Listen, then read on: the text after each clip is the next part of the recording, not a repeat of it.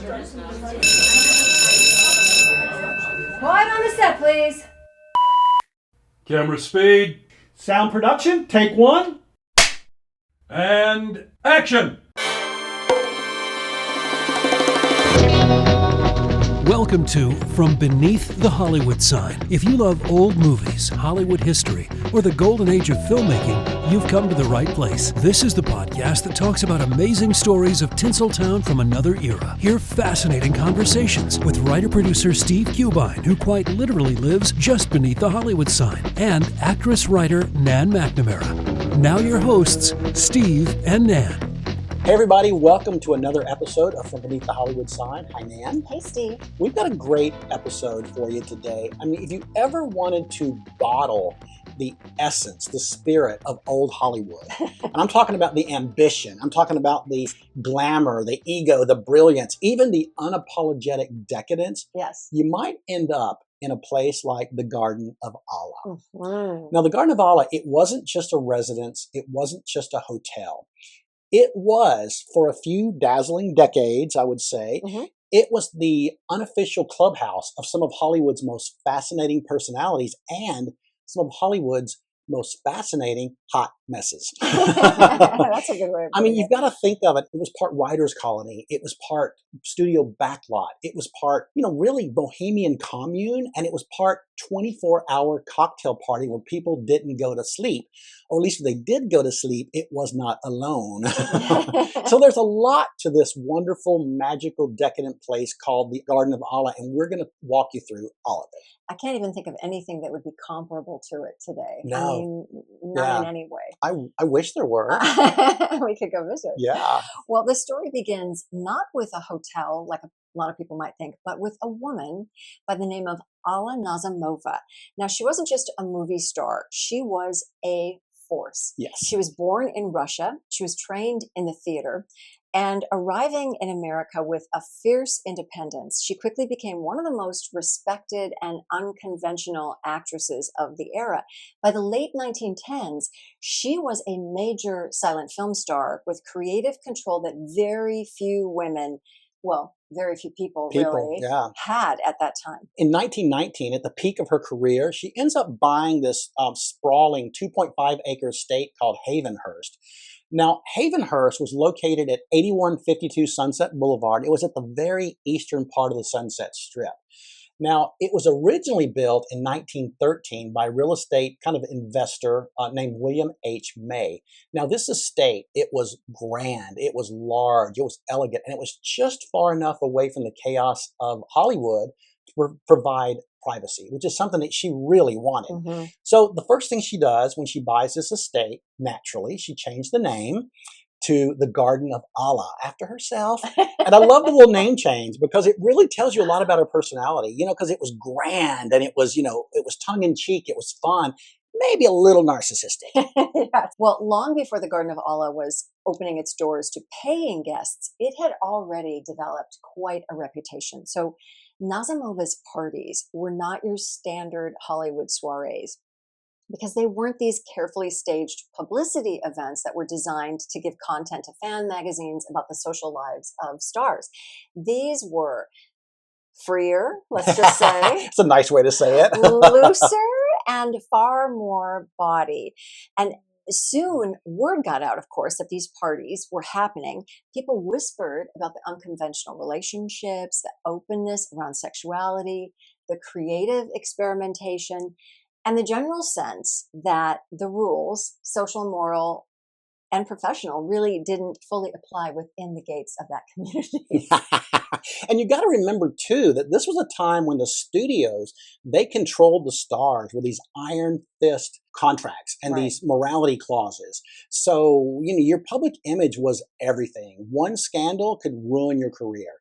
But here we've got Nazimova, and she's creating this place that's, where she and her friends can kind of let their hair down. It really became this sanctuary where Hollywood's elite, they could, retreat far away from the scrutiny of the public and studio executives. It was also a place where they could just get their freak on if they wanted to. And who wouldn't want that? Yeah. Well, Nazimova, who was bisexual, she would often host her closeted lesbian friends and lovers around the estate's pools.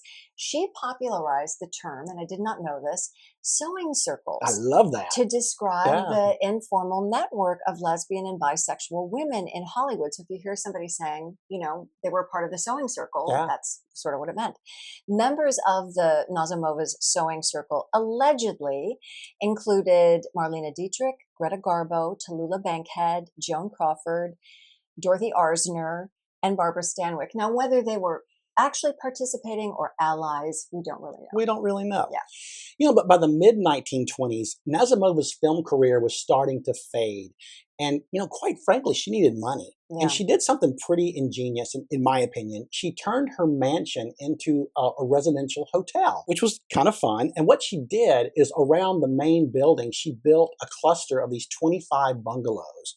And, they were charming, they were fun, and they were also very private because they were all tucked away behind this lush landscaping. The rent for these bungalows went from anywhere from $200 to $400 a month, depending on where on the property it was located. And so on January the 9th, 1927, Nazimova throws this enormous launch party for the hotel. And, everybody who was anybody in Hollywood showed up. Marlene Dietrich, Clara Bow, John Barrymore, Samuel Goldwyn, the boxer Jack Dempsey was there. And a lot of silent stars were there. Yes. Francis X. Bushman was there, and H.B. Warner, and Betty Blythe, and Lillian Tashman, and Gilbert Rowland. They all showed up because all of a sudden there was a very secret, very seductive hideaway. Yeah. Oh, to be a fly on the wall with all those people there. You'd have loved it. Yeah. Well, the layout of the Garden of Allah was everything. So it wasn't a towering hotel with long corridors and front desks and elevators. It was a series of these low-slung villas that were arranged around lush gardens and winding paths, and then this central pool, which was the focus of all the social get-togethers. And got a lot of activity, that pool. It sure did, and we'll get into that. Yes. Well, the Garden of Allah had something that stars desperately needed but rarely got, and that was, as you said, privacy. So you didn't check into a room, you just sort of disappeared into a bungalow. Each unit offered privacy, autonomy, and a sense of being slightly removed from the outside world. So you could come and go really without being seen. You could host guests without scrutiny, people not knowing who you were having over. You could live your life in a way that felt, at least for a moment, unobserved. And in Hollywood, well, always, but especially then, that was really priceless. Absolutely. And, and once the word got out about this place, the right people started showing up. To first, make it famous. Yeah, to make it famous. Yeah. First, there was the writers, because, the writers, they needed privacy. They needed space. They needed time. They needed to be a little distance away from the studios. And then, so this was perfect for them. And then next came the actors. And usually they came in between gigs. It was between contracts or projects, or marriages sometimes. Yeah. And then, they were followed by the producers and the musicians and the directors and the artists and the wannabes. And soon the Garden of Allah is the place to be if you want to be somebody. Well, and if there was a guest book for the Garden of Allah, it would read like the most fabulous dinner party ever assembled, including Errol Flynn, Humphrey Bogart, Lauren Bacall, Greta Garbo, Marlene Dietrich, Ronald Reagan, Ernest Hemingway, Orson Welles, Groucho Marx, Marilyn Monroe, James Dean, Frank Sinatra, and too many more that we can even name. It was in many ways the beating heart of Hollywood's creative class. Yeah. But, eventually, Nazimova, she just got tired of the daily grind of being a hotel manager. It's a lot of work. But she also learned that her unscrupulous business partners in the hotel had basically bankrupted her almost. Oh, no. So in 1928, she ended up selling her portion of the hotel. She got rid of all of her furniture, all of her household goods, and she moved back to New York and the Broadway stage. Well, the new owners, the first thing they do, they change the spelling of the hotel to A-L-L-A-H in order to hopefully capitalize on this Arabian Night theme. Well, that really irked Nazimova. Whose first name was A-L-L-A. Exactly. Yeah. She did not like it and never got over it. But, in a really interesting twist of fate, I would say, once her Broadway career kind of was halted a little early because of illness, she ended up moving back to Hollywood in 1938. And where did she move? Mm. She ended up renting Villa number 24 at the Garden of Allah, which doesn't that seem so appropriate? It does. Was it a good one, though? Number I know. 24, I think do you 24 know? was a good one. Okay. But the beauty is that's where she ended up living until the day she died in 1945. That's amazing. So she came full circle. Yeah. Well, even after Nazimova departed for Broadway, the Hollywood elite continued to come to the Garden of Allah, like moths to a flame, right? So John Barrymore moved in and out many times, usually between marriages, as you said. Screen vamp Gloria Swanson used to visit frequently to see a lover whose name she claimed to have forgotten. Oh, right. Interesting. When Laurence Olivier and Vivien Leigh were filming in Hollywood, Wuthering Heights, 1939, and Gone with the Wind, 1939, they rented a villa there until they became disenchanted with Hollywood entirely and returned to England. And then Raymond Chandler also rented villas, as did the it girl, Clara Bow, who had a habit of diving into the pool in full evening dress while holding a martini. And why not? And why not? Why if not? you can. Yeah, Maybe do. we should try that. Yeah. You've Well, got a pool. Yeah. Charles Laughton would lie face down in the pool with his Hunchback of Notre Dame hump to cool off in the heat wave that prevailed when he was shooting the film. And his wife, Elsa Lanchester, would hold his ankles to keep him afloat, which I think is hysterical. What an image. Yeah. And Ronald Colman ran poolside poker games with Nigel Bruce and Clive Brooke. I'd love to be in that poker I game. know, right?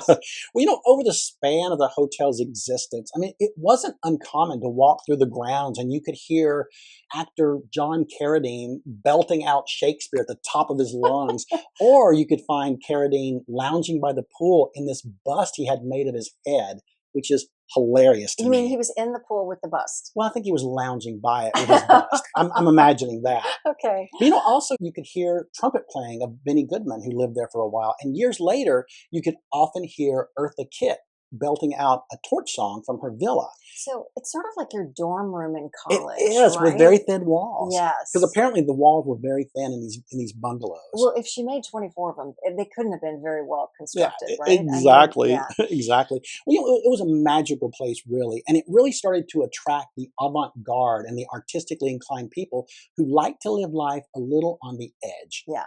Well, of all the luminaries that did time at the Garden of Allah, the one person who symbolizes really everything that the Garden of Allah was and what it stood for was F. Scott Fitzgerald. Yeah, So yes. by the time he arrived in Hollywood in the late 1930s, he was no longer the golden boy of the jazz age. He was struggling financially, professionally, emotionally.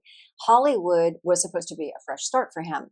His wife, Zelda, was away at a sanitarium, and he was left to his own devices in Hollywood, where he became romantically involved with British gossip columnist Sheilah Grahame.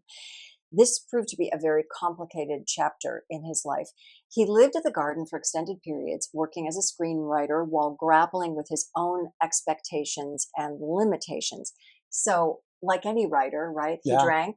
Yeah, well, of course. He worried, he wrote, and he observed. And the garden gave him exactly what he needed and also exactly what he didn't. So it offered him community, but it was also a distraction. There was inspiration, but there was also temptation. There was opportunity, but then there was also pressure. So it's really fitting that about Fitzgerald ending up there, because he was, of course, the man who chronicled excess and disillusionment and found himself living in a place that really embodied both of those things. Yeah, absolutely. And another colorful long-term resident was Robert Benchley. Now, Benchley, he was a humorist. He was a daily newspaper columnist. He was a part-time actor. He was Harvard educated. He used to write for Vanity Fair, The New Yorker, and he was also part of Dorothy Parker's round table at the Algonquin Hotel in New York. So in 1929, when the round table kind of broke up, Parker and many of its key members, like writers Mark Connolly, George S. Kaufman, Robert E. Sherwood, they all moved to Hollywood to the Garden of Allah, where Yeah. Robert Benchley was living. Right. Well, in her famous 1970 book entitled The Garden of Allah, appropriately enough, Scott's paramour, Sheilah Grahame, refers to Robert Benchley as the genial patron saint of the hotel.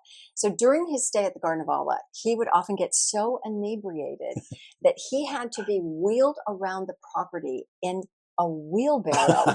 What an image. I know, right? As he party hopped from bungalow to bungalow. And once when Benchley was so drunk that he fell into the pool, as he pulled himself out, he reportedly uttered this famous line that everybody's heard: "Get me out of these wet clothes and into a dry martini," which I just love that so much. Oh, I love that. The Garden of Allah, I mean, above anything else, it was a party. I mean, it was a relentless, extravagant, sometimes unhinged party where rules didn't apply and where people tended to embrace this free-form lifestyle. Mm-hmm. They would move from bungalow to bungalow, party to party, because that's just what Garden of Allah was all about. It was a place where sleep schedules were optional, where, you could start your morning at noon. You could start a conversation at midnight and have it drag on into the dawn hours. I mean, this was a place where literally plans were fluid and boundaries were flexible, shall we say. Mm-hmm. And because this was a place where so many people came in between projects or when they were trying to avoid something or someone, the party became a way of life. And it wasn't just about indulgence for these people. To them, this was an escape. Time magazine once said about the Garden of Allah, it was less hotel and more one continuous house party. The next thing we want to talk about is the fun part, the scandals. Oh, yeah. Right? But before we do that, it's time for this week's Hollywood Pop Quiz. And the pop quiz question today, of course, it's about the Garden of Allah. In an ironic twist of political history, who was the goddaughter of the rambunctious, openly bisexual avant-garde Alla Nazimova? The goddaughter. The goddaughter. Goddaughter. So not necessarily a blood relation. Not a blood relation. Okay, I'm just giving us some clues. But once you find out, it will be very surprising. Okay, Yeah. interesting. And we're going to talk about her husband, too, who is also a frequent visitor at the Garden of Allah. Okay, that's quite a tease. Yeah. We'll be right back with the answer to that and more about the Garden of Allah after this. Steve and Ann will be right back, but first another stop on the Hollywood tour. As Steve and Ann mentioned, F. Scott Fitzgerald lived for a time at the Garden of Allah. And, like Nan, Fitzgerald was born in St. Paul, Minnesota. Considered by many as one of the greatest American writers of the 20th century, he published 4 novels, 4 story collections, and 164 short stories. He achieved success and fortune in the 1920s, but didn't really receive critical acclaim until after his death. Now, due to his dire financial straits, he was compelled to take a lucrative contract as a screenwriter with MGM. That was in 1937, and he moved into one of the bungalows at the Garden of Allah. Director Billy Wilder thought that was nuts. He described Fitzgerald's journey into Hollywood as like that of a, quote, great sculptor who's hired to do a plumbing job. Among the famous people that Fitzgerald corresponded with while living there, himself. Legend has it he once wrote a postcard to himself and then mailed it to himself. It read, "Dear Scott, how are you? Have been meaning to come in and see you. I've been living at the Garden of Allah. Yours, Scott Fitzgerald." Wouldn't you love to have that postcard sitting in your home today? And we can't help but wonder if he answered back. And now back to Steve and Ann from Beneath the Hollywood Sign. Hey everybody, welcome back to From Beneath the Hollywood Sign, where we're talking about the magical, decadent place known as the Garden of Allah. But before we get into the Garden of Allah and some of the scandals that happened there, we're going to give a shout out to our listener of the week. And this week we are honoring Hillary Seckler. I hope I said that correctly. And she is originally from California. She now lives in Sterling, Virginia. And Hillary, thank you for all the likes, all the comments, all the support. We really appreciate it. Thank you, Hillary. All right, we left off at the scandals. Oh, so yeah, let's good get place. into it. Okay. Errol Flynn practically turned the Garden of Allah into his personal playground. Now, he conducted multiple affairs there, including with actress Lily Demita and later Lupe Velez. Their encounters were, let's just call them very enthusiastic, causing guests... and those thin walls. Yes, exactly. Some of the guests were not... Well, they were they were not happy. They complained about the noise. Let's put it that way, right? Oh, I love it. The garden became their home base for romantic chaos, complete with drinking and fights and really the kind of behavior that would never survive a modern PR person, right? Yeah, not at all. Another one of the more dramatic things that happened there involved Humphrey Bogart and his then girlfriend, Lauren Bacall. Bogart was living at the villa and he was entertaining Lauren Bacall, and all of a sudden his estranged wife, Mayo, shows up, and she's drunk. And she's mad, and there's a confrontation, and soon furniture is being smashed and glass is being broken, and all of a sudden she has a butcher knife. Oh, no. And she's chasing Humphrey Bogart all around this villa. And of course, this is so dramatic that it gets the attention of all the neighbors, so the neighbors come to look. And during all of this chaos, Bacall was able to kind of slip out the back unnoticed. Good on her.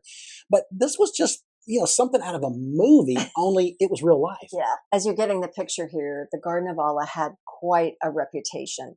There are accounts that describe drug use, sexual experimentation, secret relationships, sometimes violent arguments, and of course, drunken brawls. There were also rumors of mafia connections. Oh, I'm not surprised. Yep, and some shady visitors to the Garden of Allah. It hosted everything from poolside trysts to explosive feuds. But the best part was what happened at the Garden of Allah stayed at the garden. Isn't that nice? Yeah, well, at least most of the time. Now, writer Lucius Beebe, who lived at the Garden of Allah, he once astutely observed, and I'm quoting here, "Nothing interrupted the continual turmoil that was life at the Garden of Allah. Now and then, the men in white came with a van and took somebody away. Or bankruptcy or divorce or even jail," claimed a participant in its strictly unstately sarabands. Nobody paid any mind. This was also the place, you've got to remember, where Marlene Dietrich could swim naked in the pool. And it wasn't uncommon to have Tallulah Bankhead answer the door to her villa stark naked just to startle the delivery guy. Or sometimes she would answer the door of her villa stark naked, but with her monkey on her shoulder who would accept the mail from the mailman. I love this. And it's also where Ginger Rogers lived under the protective eye of her ultimate stage mother, Lila, and also where matinee idol Roman Navarro, who officially lived in Beverly Hills with his mother, but he could come to the garden to meet his male lovers. So it's also the place where Ronald Reagan, long before he was our president, earned a reputation of being quite the ladies' man for all the women he slept with at the Garden of Allah. And he once joked to a friend, he said, "I woke up one morning next to a woman and I couldn't remember her name." No. Very unpresidential. Yes, it is. All right. So why did this place become such a magnet? Well, one reason was the timing. Yes. So Hollywood in the 1920s through the 40s, it was really still figuring itself out. Although this place makes all those mothers back in the Midwest that want you to stay home and not go to Hollywood, it makes it totally make sense, right? This is like the antithesis of the Hollywood Studio Club. Yes, where exactly. they sent the good girls to live. Right. This is where the bad girls lived. Yeah, which we have an episode about if you want to hear about that. Yes. Well, the stars were often transient, moving from project to project and really city to city. So it would be hard to keep your homestead kind of together with, a house. Well, the garden gave them that semi-permanent home base. The bungalow layout meant you had privacy, so you weren't passing strangers in the hallways. And most importantly, management did not interfere with you. So that alone made it radically different from other hotels. It also attracted a lot of creative people. And once that happened, everyone else followed. And I also think, I'm sure that there were perhaps projects that were started. The writer is there. He sees Ginger. And there's a connection. And it makes you wonder what happened artistically there, which would love to know that. Yeah. Well, as glamorous as the residence of the Garden of Allah seemed, it had a seedy side. And on July the 19th, 1942, there was a desk clerk named Carl Aldinger, and he was actually murdered in the lobby in an attempted robbery. Oh. So this murder, it really tarnished the reputation of this, celebrity-laden hotel. And it brought this dark, gritty, almost like crime tourism to its glamour. And it also made the hotel very notorious. And this was actually appealing to certain stars who really were titillated by, the dark side of life. Well, the mid-1940s saw guests such as Kay Thompson, George S. Kaufman, and our friend Natalie Schaefer. We love Natalie. And her husband, Louis Calhern. Well, the two of them moved in. So Calhern had lived there previously with his second wife, actress Julia Hoyt. After Natalie and Calhoun divorced, they both loved living there so much that they stayed in the Garden of Allah in separate bungalows, of course. Then when Louis Calhoun brought home a new bride to the Garden of Allah to I love that he live, brings all of his brides to live at the Garden of I know, Allah. they're all just there together. There we go. Well, Natalie Schaefer ran into her at the pool and told her that she had something for her. So she goes to her bungalow and she presents the new bride with the Garden of Allah stationery that said, Mrs. Louis Calhoun. She later said that the stationery, she just hated to see it go to waste. That is very Natalie Schaefer. It is. However, by the late 1940s, the early 1950s, the magic was beginning to fade. I mean, Hollywood was changing, and stars were moving into more permanent homes in neighborhoods like Beverly Hills and Bel Air, Brentwood, Santa Monica. And also the industry was changing. Mm-hmm. It was becoming more structured, more corporate, definitely less bohemian. And the garden itself, well, it was becoming a little dated. But still, despite this, during this time, future star Hugh O'Brien was hired there to wash windows and wash cars, which was a job that he liked to call exterior decorating, which is funny. And it's a little sidebar, but while he was working there, he lived around the corner at a house that you may have heard of if you're a longtime listener of the show. It was called the House of Seven Garbos. And this we talk about in the episode about Ruth Roman, because Roman and Linda Christian and 5 other starlets all lived in this house around the corner from the Garden of Allah. And Hugh O'Brien would sometimes crash there and he would sleep on the pool table. Oh my gosh. Which I love that. Yeah, that's a great story. Yeah, but during this time also, more stars moved into the Garden of Allah. Marilyn Monroe lived there for a short time, and Bing Crosby and Robert Mitchum. But by the mid-50s, there was a definite shift in the clientele. And it was less stars, and it was more about tourists and wannabes, and let's just say the less glamorous types of people that kind of moved in there. And there were also at this time reports of increased crime and drugs and prostitution and police calls. The party hadn't stopped. It just wasn't the same party. Well, in 1959, the Garden of Allah was sold to a gentleman by the name of Bart Lytton, president of what was Lytton Savings and Loan. And so the whole structure was demolished. Gone, just like that. And in its place, a bank. A bank. Yeah. That's so At least sad. it wasn't a parking lot. I know. Right? If that doesn't perfectly sum up the transition from Hollywood to modern LA, then nothing does. Well, there was a farewell party before the demolition of the building, fittingly theatrical, with guests dressed up as stars from the silent film era. We expect nothing less. Right, including Alla Nazimova's 1923 film Salome, which was projected poolside. That's very cool. It was very cool. Kind of reminds me of the TCM Film Festival in the Roosevelt Hotel in the pool. Yeah, or the Hollywood Forever Yeah, Cemetery. or Hollywood they have Forever. Great screenings there, by the way. Yeah. Well, among the attendees for this final party was silent film star Francis X. Bushman, who had been at the opening party in 1927. Boy, it wasn't just the end of a building, it was the end of an era. Yeah.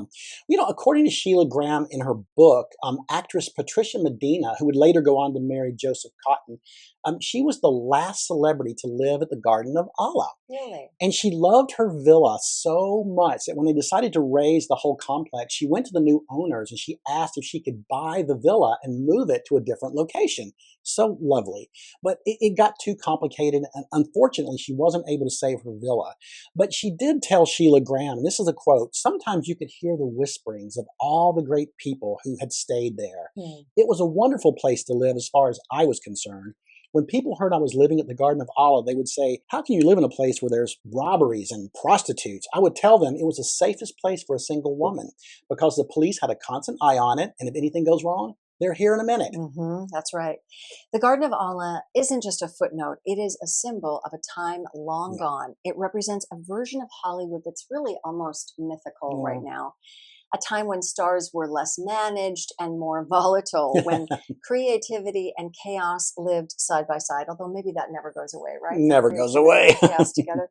When the line between art and life blurred constantly. And it also represented really something deeper, which is the idea of Hollywood as a temporary dream. People would come, they'd stay for a while, they burned brightly, they moved out, and faded out or moved on. The garden was really the physical manifestation of that cycle. Yeah, well said, well said. Well, today the Garden of Allah is gone. There's no building, there's no villa, there's no pool, and even the bank and the strip mall that popped up after the demolition of the Garden of Allah, it's gone. It's been razed. And now it sits as an empty parking lot, which is sort of sad, but it's just waiting for its next incarnation. But you know what? The stories still linger, and the spirit of the Garden of Allah is still there. You can feel it when you drive down the Sunset Strip. You get a sense of behind these polished facades, there's this hidden Hollywood history of late nights and bad decisions and brilliant ideas and unforgettable personalities. And you also know that the Garden of Allah lives on in all the Hollywood legends you hear about that just seem too outrageous to be believed. Because, believe it or not, at one time, there was a place where all of it happened. And best of all, it offered room service. So there was never any film made about the Garden of Allah, the actual Garden of Allah. Right? There's really not. But there is a series of books about the Garden of Allah. I think there's a series of 9 by a really wonderful writer named Marvin Turnbull. So if you want to get a little bit more into the Garden of Allah, you might want to check out his books. Yes, and if you're listening to this, if you want to see what it looks like, check out our YouTube channel, and we'll have some photos. Nice photos of it. Yeah. Well, I am so anxious to hear the answer to this week's Hollywood Pop Quiz. Well, the question was, who was the unlikely goddaughter of the avant-garde kind of party girl Alla Nazimova? And it's politically charged. Is it? It is. Okay. It was Nancy Reagan. No, it was not. Who was then, of course, Nancy Davis. That's her goddaughter. And, of course, Ronald Reagan lived at the Garden of Allah, and we know what he was doing there. So kind of ironic, That's fascinating. Well, it all just kind of weaves together, doesn't it? Yep. Well, thanks everyone for spending this time with us. We would love it if you would give us a 5-star review wherever you listen to podcasts. And if you'd like to watch us on YouTube, we hope you'll give us a thumbs up and subscribe. You can also follow us on social media. Our handle is @FromBeneathTheHollywoodSign, and we are on Facebook and Instagram. And we love getting your emails. Please keep those coming. You can email us anytime at info@beneaththehollywoodsign.com. That's this week's view. From Beneath the Hollywood Sign. You've been listening to From Beneath the Hollywood Sign with Steve Cubine and Ann McNamara, the podcast that celebrates amazing stories of Tinseltown from its golden era. Join us next week for another episode and learn something else about Hollywood you probably never knew. Take a moment and give us a 5-star rating and a positive review, and tell your friends about us too. It'll help grow the podcast. Visit Steve's website at FromBeneathTheHollywoodSign.com. The executive producers are Steve Cubine and Nan McNamara. Executive producer and post-production supervisor Lindsay Schnebley. Associate producer and researcher John Price Ritchie. This podcast is part of the Airwave Media Podcast Network. Visit airwavemedia.com to listen and subscribe to their other fine shows like The Box of Oddities and The Shallow End with Schnebley and Toth. Copyright 2026, all rights reserved. That's a wrap.